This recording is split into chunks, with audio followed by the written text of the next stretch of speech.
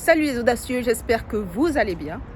Dans cette capsule, je vais revenir sur la nécessité de vous parler d'éloquence, de vous parler de l'importance de savoir communiquer.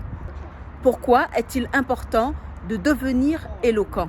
Eh bien, pour la simple et bonne raison que lorsque vous êtes éloquent, vous gagnez la liberté d'exprimer vos idées, de pouvoir trouver les mots justes pour faire connaître vos pensées, vos émotions par exemple, que ce soit en famille ou dans des situations professionnelles ou même pour impacter votre entourage.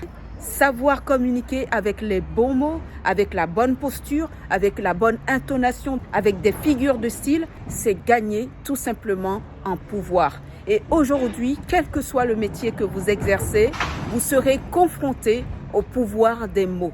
Je vous ai parlé dès ma toute première capsule de l'importance de varier son vocabulaire, de trouver des synonymes.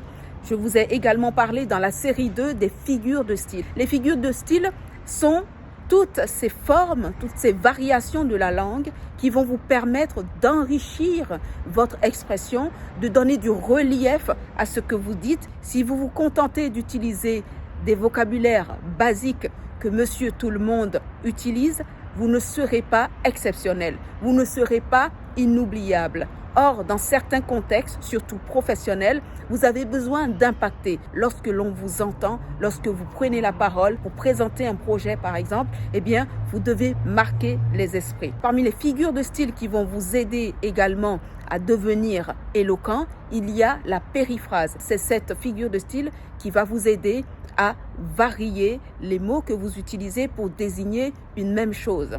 Je prends un exemple tout simple. Pour désigner la ville de Reims, on parle de cité des sacres. Pour désigner Venise, on va parler de la ville des amoureux, etc. Lorsque l'on est capable de s'exprimer de façon concise et précise, eh bien, on gagne en crédibilité, on gagne en confiance.